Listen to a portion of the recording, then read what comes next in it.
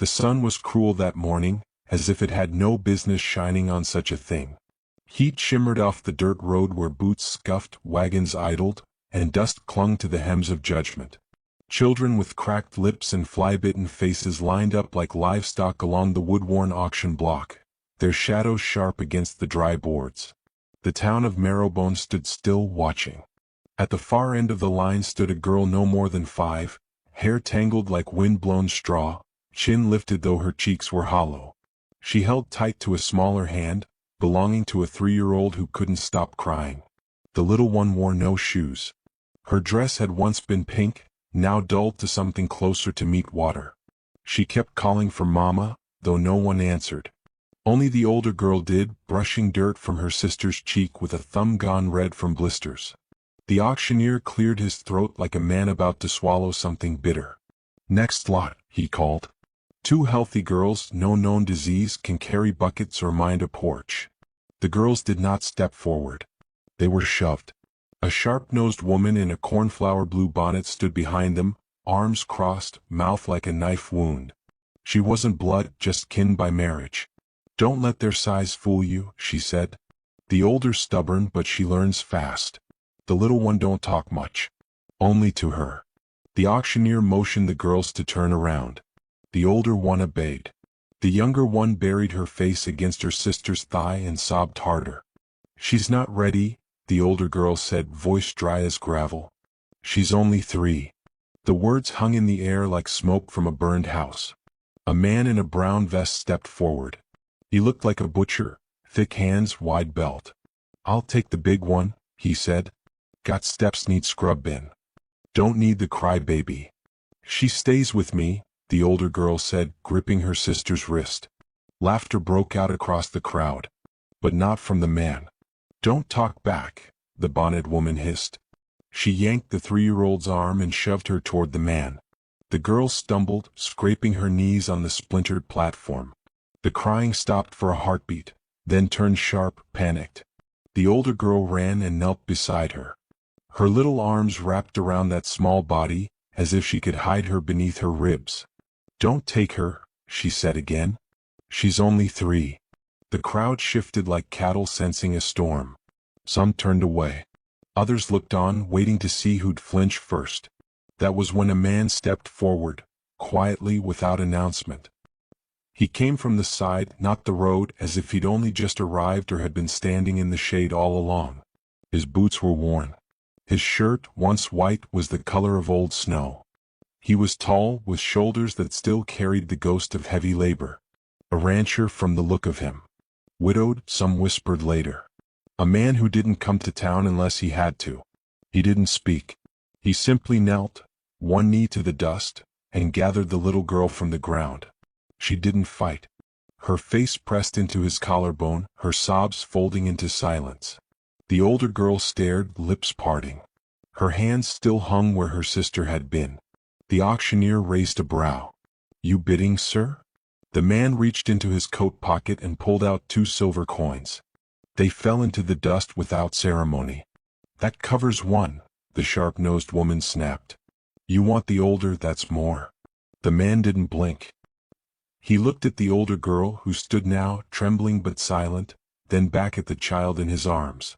She had already gone limp, as if her whole weight trusted him. "Both," he said. His voice was low, and it moved through the crowd like thunder you couldn't place.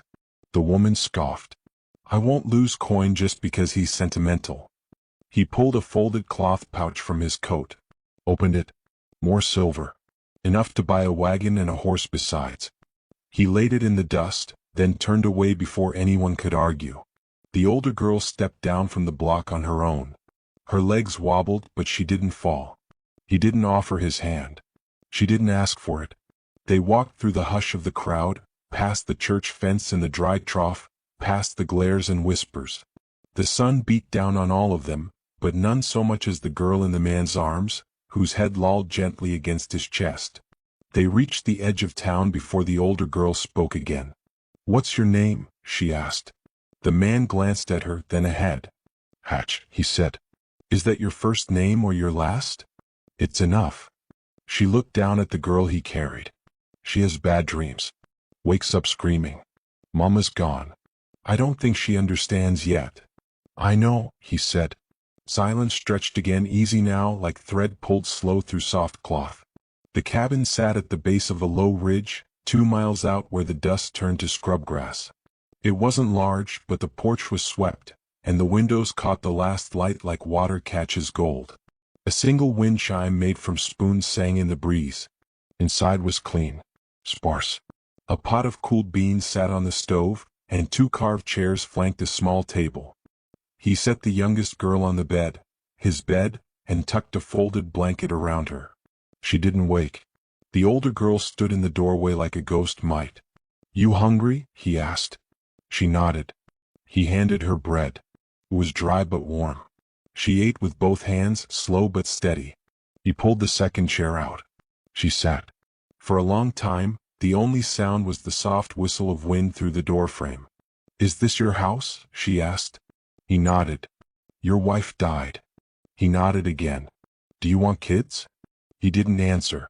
She studied him, then looked at the room. A single coat still hung on a nail by the door. A woman's, pale blue woolen. Her gaze lingered on it. I won't touch her things, she said. But she left her smell on that blanket. He glanced at her then, sharp and sudden. My mama smelled like honey and horses, she said, tearing off another bite of bread. Your wife smells like lavender and clean fire. His shoulders slumped slightly as if that truth had snuck under his ribs. The little one stirred in the bed. He moved to her side. She sleep light, the older girl said. Used to waking up scared. She'll sleep heavy here. That's what Mama used to say. His hand brushed the child's hair. Then she was wise. A long moment passed, and the last of the sun dipped behind the ridge. The girl leaned back in the chair. Do you got a name for her? No. She don't talk much yet. Might take a while. She'll talk when she needs to. She used to sing. When Mama was alive. Then she'll sing again. The girl's eyes blinked heavy. He brought her a second blanket, laid it across her lap. I ain't scared of you, she said softly. I know. Outside, night settled like ash across the hills. Coyotes yipped far off. The wind changed direction. He stood a while longer, watching both girls sleep, as if measuring whether this new silence could be trusted. Then he walked to the hearth, fed the stove one log, and pulled the door to, just shy of closed. In the town behind them, the auction block still stood. Empty now. The boards cracked where the smallest girl had fallen. The crowd had scattered, but the memory of the moment, the hush, the coins and dust, the man who didn't flinch, lingered like the smoke of a fire no one had seen lit. And under the blanket, the smallest girl, fast asleep, gripped the fabric tight in one hand. The other hand was open, empty, but turned slightly, as if reaching for someone not yet gone. The next morning, before the sun rose, she whispered her first word since being carried off that block.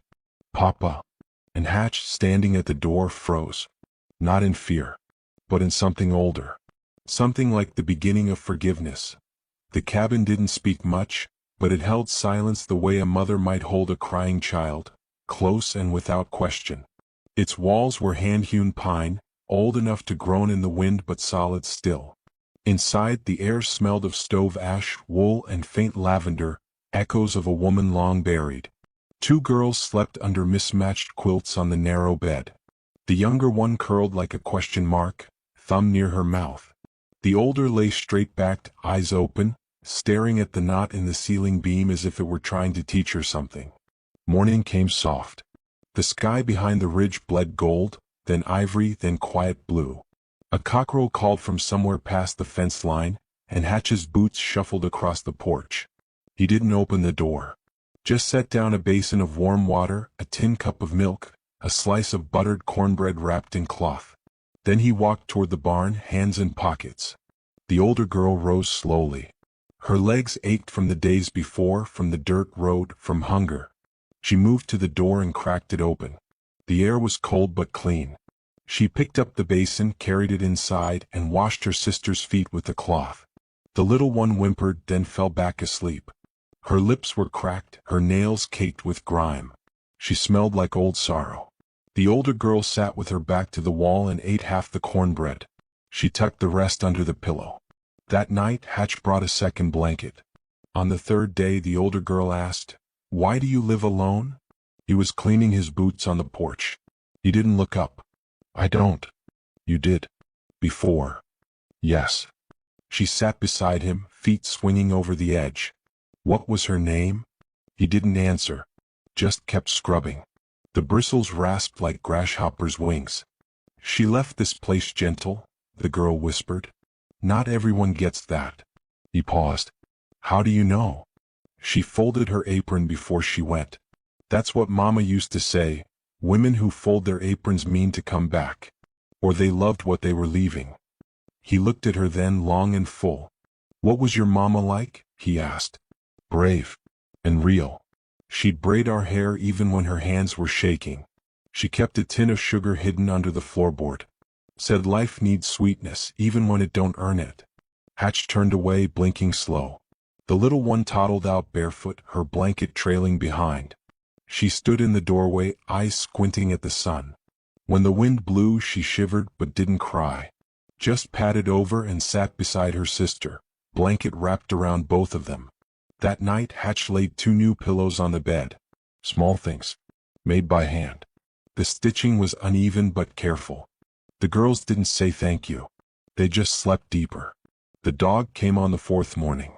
No collar, no sound, just appeared on the porch like it belonged. Ragged coat, ribs like fence posts, one ear bent sideways. It sniffed the air, then curled beside the woodpile. Hatch brought it water.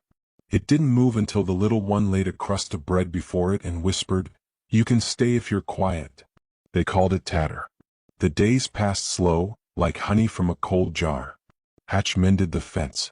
The girls sorted beans by size and color. When a nail bent, the older girl straightened it with a hammerstone. When the stove coughed smoke, the little one sat in Hatch's lap and stared at the fire without blinking. No one asked where they came from. No one asked what came before. But something shifted on the 7th evening. The older girl found a box under the bed. Not hidden, just resting in the dark. Inside, a brush with hair still in it, a letter never sent, and a ribbon the same blue as the coat still hanging by the door. She closed the lid slow. Carried it to Hatch, who sat whittling on the porch. "I didn't break nothing," she said. "But I saw what was in there." He held her gaze. "That was hers." "I figured." He waited. "She's still here?" the girl asked. "In some ways."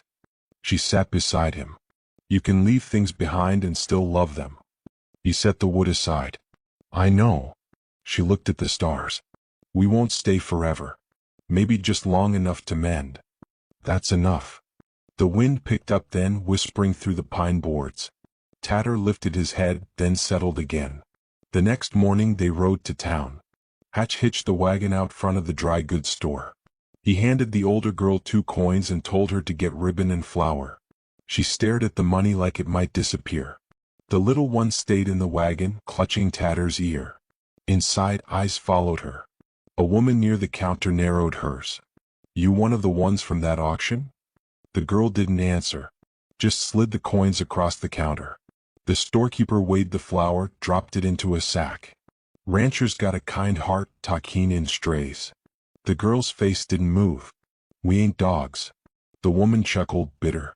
"Didn't say you were. But folks talk." "I know," the girl said. "They always do." Back in the wagon, she didn't speak. Hatch looked at her. She looked away. That night, Hatch lit a lantern and opened the ledger he hadn't touched in years. He wrote 2 names into it. No surnames. Just first names, spelled as best he could remember them being spoken. Then he closed the book. Later, as he passed the girl's room, he heard the older whispering, "If we're quiet, they'll forget to hate us." The little one didn't answer. But her fingers reached across the blanket, found her sister's hand, and held. In the morning a rider came. Young. Clean shirt, clean boots. He wore the badge of a church elder and carried a paper envelope. Hatch met him at the gate. "There's been questions," the man said. "About the girls. About you. I figured. Some want answers. They always do." The man hesitated. "You planning to keep them?" Hatch didn't flinch, planning to feed them, keep 'em warm, teach 'em names of birds. That enough? For now. The man rode off. Dust swallowed his tracks. At sundown, the older girl sat on the porch, tying knots in a piece of string. Hatch joined her.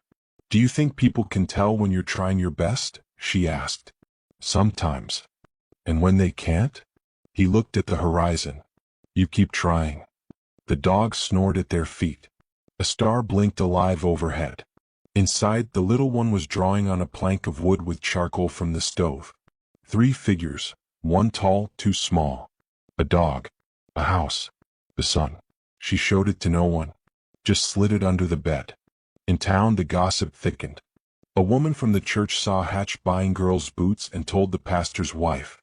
A man from the saloon claimed Hatch never smiled before them children showed up, and now he smiled once, so maybe that meant something. One afternoon, as Hatch rode into town alone, 2 boys followed the girls along the fence. Threw stones. Called names. Said things no one ought to say. The older girl didn't cry. She just led her sister back inside, locked the door, and sat with her back pressed against it until Hatch returned. That night she asked him, "If they try to take us, what'll you do?" He didn't answer. Just took a long breath and laid another log on the fire. The windchime outside caught a gust and rang hard. Like it had something urgent to say but no words to say it. The girls slept light that night. Hatch didn't sleep at all. Morning brought frost, brittle on the porch rails. Tatter pawed at the door, then laid down with a soft groan. Hatch stirred the stove embers. The older girl braided her sister's hair, tugging gentle. Then she turned to Hatch and said, "I think she's starting to believe we're safe." He nodded. She looked down at her hands. "I ain't there yet." "I know," he said. "Takes time." She didn't move. "We never had a place that didn't want to trade us for something." He set down the coffee tin and looked her square. "No one here's for sale." She nodded slow. "That's new." She rose, took the flour sack, and headed to the back room. Her steps weren't light, but they weren't as heavy as before. Hatch watched her go, the faintest lift in his chest. He didn't notice the envelope tucked under the door until Tatter nosed it with suspicion. It was sealed with a wax stamp, church colors. Inside, a summons. He read it twice. Didn't curse. Just folded it again, tucked it into the edge of the stove where no flame touched. Then he looked down at the drawing the little girl had left out this time, on purpose maybe. He traced the stick figure that was supposed to be him. Had a smile. And beside it, in shaky charcoal lines, were the words, "Our home." He stood still for a long while. Then he whispered something soft. Something like a prayer. Or a promise. The church bell hadn't rung for them, not the day the girls arrived, not the Sundays since. It tolled for harvests and weddings, for boys gone off to war and babies brought to blessin'. But for orphans bought off a block and the widower who carried them home in silence, it held its tongue. Marrowbone was the sort of town where silence carried farther than shouting. Where folks said more behind lace curtains than they ever did to your face. The ranch sat 3 miles out, but the stares and speculations had a way of traveling. They came tucked inside sermons, curled in the corners of store ledgers, and hidden in the coughs of women who watched too closely. On the porch, the wind picked at Hatch's coat. He sat with a cup gone cold in his hands, eyes on the 2 girls chasing Tatter through brittle leaves. The youngest laughed now, a high breathy thing that didn't yet trust itself. The older girl ran behind her like a tether, always watching, always near enough to catch her if she fell. It had been 3 weeks since the letter arrived. 3 weeks since the church board had written their concern in neat script and then signed it at the bottom. Hatch hadn't responded. But silence too sends messages. The visit came on a Monday. A buggy rolled slow up the dirt road, drawn by a dapple gray mule with a crooked tail. 2 figures sat inside, Pastor Alcott, long-faced and longer-tempered, and Mrs. Tabitha Gaines, whose bonnet brim could cut a man if he looked wrong at it. She held the reins. Of course she did. The girls were inside folding laundry. Hatch didn't call them out. "Mr. Hatch," the pastor said as he stepped down, "we come peaceably." "I didn't hear no gunfire," Hatch replied, rising. "May we sit?" Mrs. Gaines asked, her smile as tight as the seams of her gloves. There's chairs. Hatch motioned to the porch. They sat. The dog didn't bark but didn't move either. The air was cold. Not sharp enough for snow but enough to keep breath visible. The pastor tugged his collar. Seems the town's curious, he began. Curious about how two young girls come to be living under a widower's roof. Hatch didn't answer. Mrs. Gaines cleared her throat. We all know your reputation, of course. Honest man. Hard worker. But perception, Mr. Hatch, perception is its own kind of truth. They were being sold like cattle, Hatch said, voice even. I paid so they wouldn't be. No one's disputing your intentions, she said. It's the structure that's in question. Young girls, impressionable. They sleep in the old room. Door stays open. I don't drink. I don't touch. I feed them. Warm them. That enough? The pastor shifted. It ought to be. But some think the girls belong with kin. Or at least registered placement. Legally observed. Ain't no kin came forward. And I don't need papers to treat a child right. Mrs. Gaines opened her reticule and pulled out another envelope. Still, we've been asked to deliver this. A request for formal hearing. Not a threat, just procedure. Hatch didn't take it. I don't do well in rooms with gavel men. Then you'll have someone speak for you, she said. Someone the town trusts. I don't need their trust. No, she replied, folding the envelope back. But the girls might. That sat heavy. The door opened behind them. The older girl stepped out, arms full of shirts still warm from the stove. Her hair was braided, the ends tied with sky blue ribbon. Her eyes met Mrs. Gaines and didn't flinch. I'll put these away, she said softly. Mrs. Gaines watched her disappear back inside. She's clever, she murmured. She's been through fire, Hatch said. That makes iron or ash. She's iron. They stayed a moment longer, accepted no coffee, and left without another word. The bell on the buggy clinked faintly as they went. That night the house was quiet again. Too quiet. The older girl stirred the stew. Her sister sat on the floor beside the dog, humming softly to herself as she combed its fur with a wooden fork. They'll try to take us, the older girl said without looking up. They'll try, Hatch agreed. She glanced at him. Would you stop them? I'd stand in their way. That's not the same. He nodded once. Truth sat heavier than denial. The stew bubbled. She ladled it carefully into 3 bowls, wiping the rim of his with her sleeve before setting it down. You got any folks? She asked. No one left. Why'd you pick us?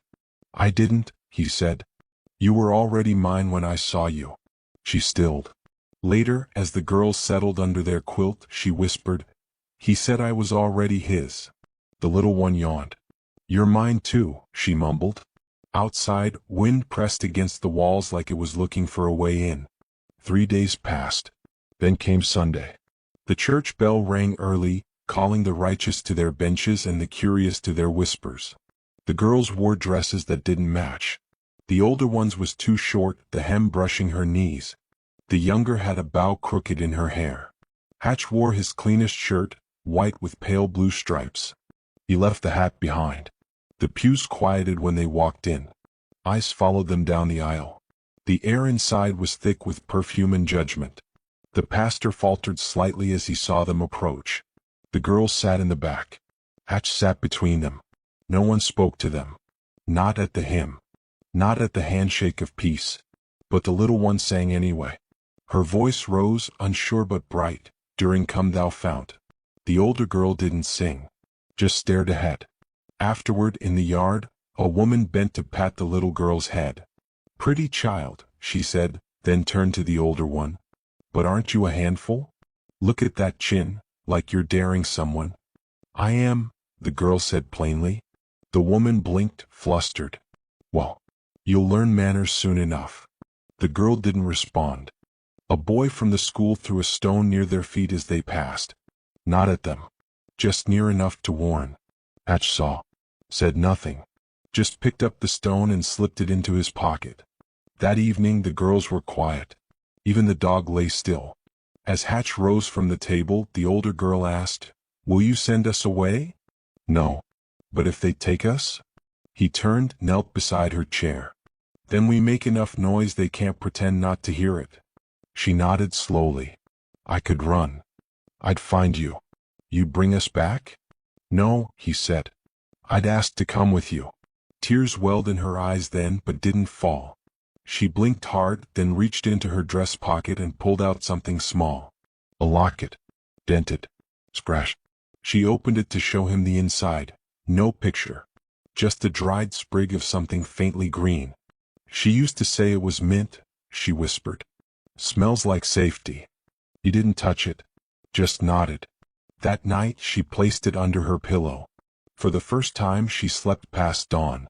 The next morning brought frost. The pastor came again, this time alone.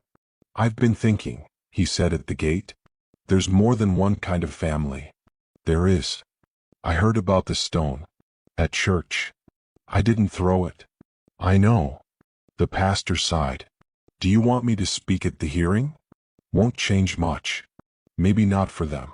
But for the girls it might help to know someone said it out loud. That they matter. Hatch looked toward the house. The curtain shifted, just slightly, as if someone had been watching and ducked away. They're starting to believe it, Hatch said. That they matter. The pastor nodded. Good.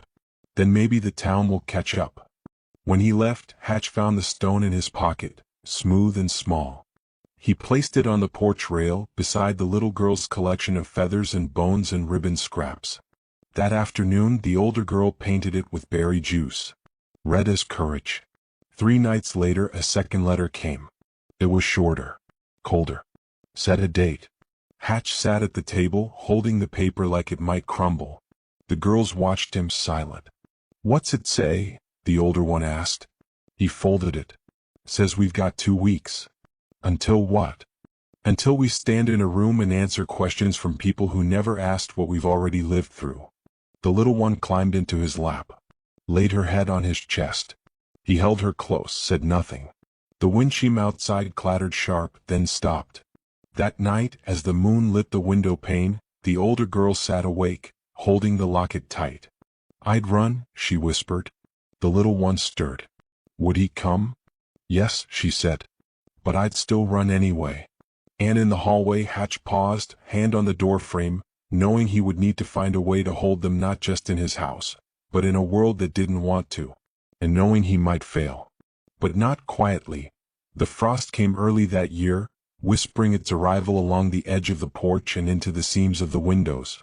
Hatch wrapped the chimney with burlap and tar, stuffed extra firewood near the hearth, and mended the quilts by lamplight, the needles stiff in his fingers. The girls grew quiet, their laughter tucked somewhere under the floorboards where neither of them dared reach. On the 3rd night of frost, the older girl stood by the window with her forehead pressed to the cold glass, watching her breath fog the world. It's getting colder, she said. Maybe that'll keep them away. Hatch looked up from the stove. They've weathered worse for less. She turned to him, brows tight. They don't care we're safe. They just care we're not theirs. You're not anyone's to take. She didn't answer. Just kept watching the dark as if it held the verdict. The little one was restless, her sleep thin and full of soft cries. She began chewing her nails again, something she hadn't done in weeks. Hatch caught her once beneath the table, hands balled in her skirt, whispering, If we're quiet, maybe we'll disappear. No one's disappearing, he'd said gently. She hadn't looked up. Just whispered, Mama did. 2 days later, Hatch rode to town alone for winter supplies. When he returned, the cabin was too still. No scent of stew. No dolls scattered across the floor. The fire was low. The dog paced in circles, tail twitching. They were gone. Outside, small footprints wove through the frost toward the treeline. 2 sets. One big enough to carry, one still small. They hadn't run. They'd walked, slow like ghosts slipping between trees. Hatch didn't yell. Didn't curse. He simply saddled the mule, tied a blanket behind the seat, and followed the trail into the woods. The frost made everything bright and cruel.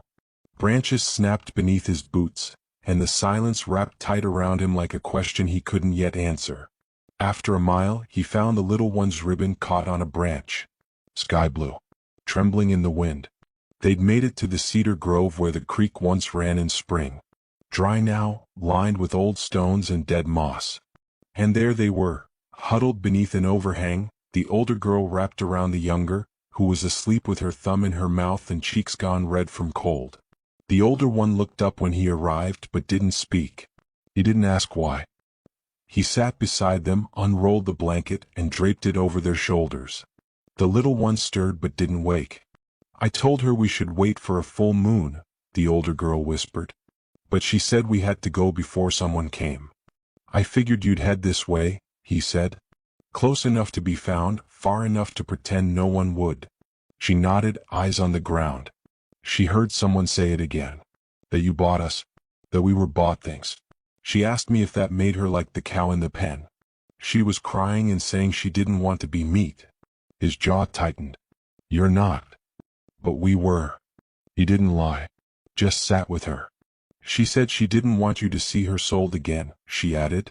"She said if she went far enough, maybe you'd forget her." "I won't," he said softly. "Not now. Not ever." She looked at him then, something raw flashing in her gaze. "If they come and they say we don't belong here, will you let us go? If they say you'll be in trouble?" He didn't answer at first. Just reached out, pressed one hand over the blanket, over her shoulder. "If you go," he said finally, "I won't stop you. But I won't stay behind either." Her face crumpled, not with fear but something deeper, relief too big to carry. "Do you mean it?" "I do." A single tear ran down her cheek.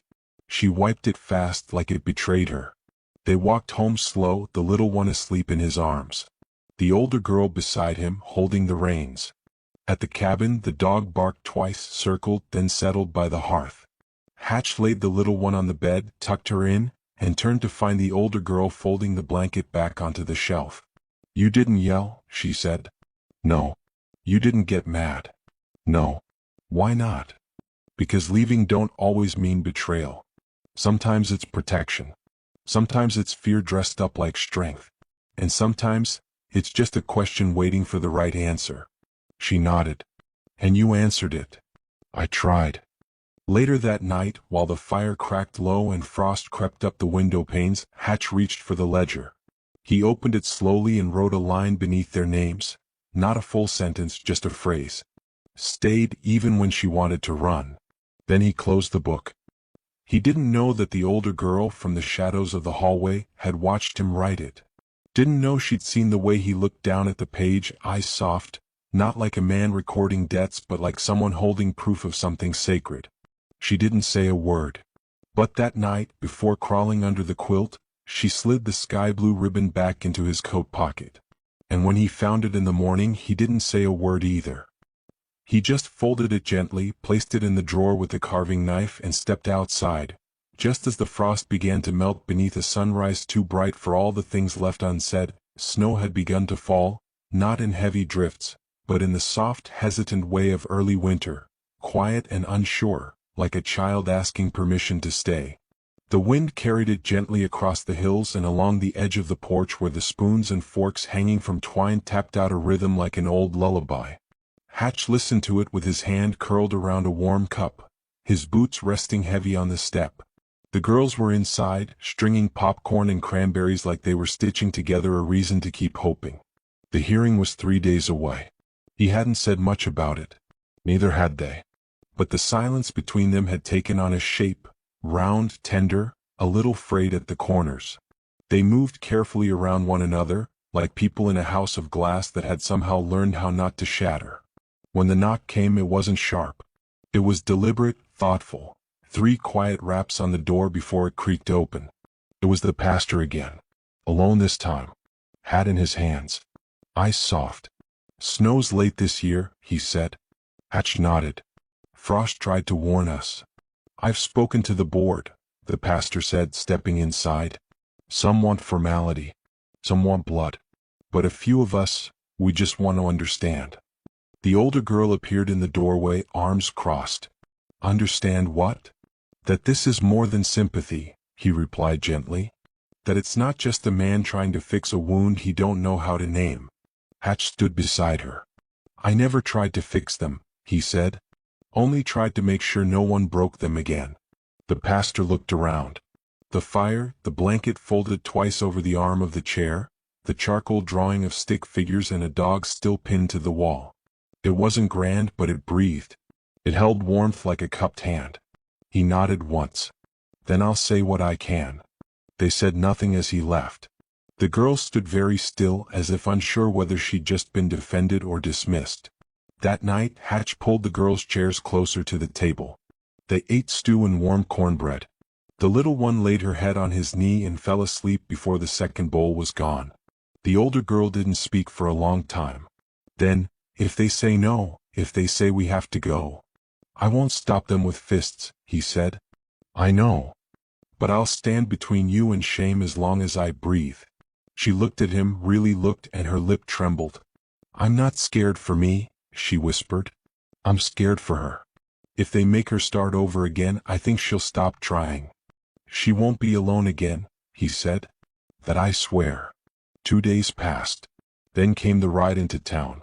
The snow fell steadier now, blanketing fence posts and rooftops. The wagon wheels groaned over ruts. The older girl held her sister tight beneath the quilt. Tatter ran behind them for as long as he could, then disappeared into the brush, tail wagging in farewell. The courthouse was cold and gray. Everything echoed, boots, coughs, the shuffle of paper. A tall woman in a brown coat led them to a wooden bench. Hatch didn't hold their hands, but he stayed close enough that they didn't need to ask. When the elders entered, everyone stood. The pastor gave his testimony first. Then the woman from the church who had once narrowed her eyes and now cleared her throat nervously and spoke about how the girls were always clean and respectful in town. When Hatch stood, he didn't say much. I didn't rescue them, he said. I just gave them a place where they could rescue each other. The older girl stood suddenly. They're not just words on paper, she said. We're not just girls without people. We have him. We have each other. And if that's not family, then maybe the word don't mean what you think it means. No one interrupted. When they returned to the ranch, the snow had stopped. The windshield was singing. Inside, the little one pointed to the drawing still on the wall.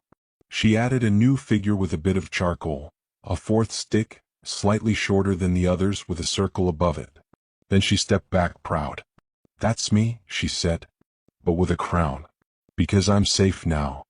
And Hatch, who hadn't cried since the day he buried his wife, turned to the fire and rubbed his eyes like they'd caught smoke. He didn't see the older girl rise. He didn't hear her walk across the room. But he felt it when she placed something in his hand. Her locket. Open. Inside, a new sprig of mint, fresh and green, and a tiny sketch of the cabin, drawn with the same shaky charcoal lines from the drawing on the wall. He looked down at it, then up at her. We don't have a name for this yet, she said. But it feels like home. And outside, as the wind passed through the pines, the chime whispered its agreement, soft, true, and enduring.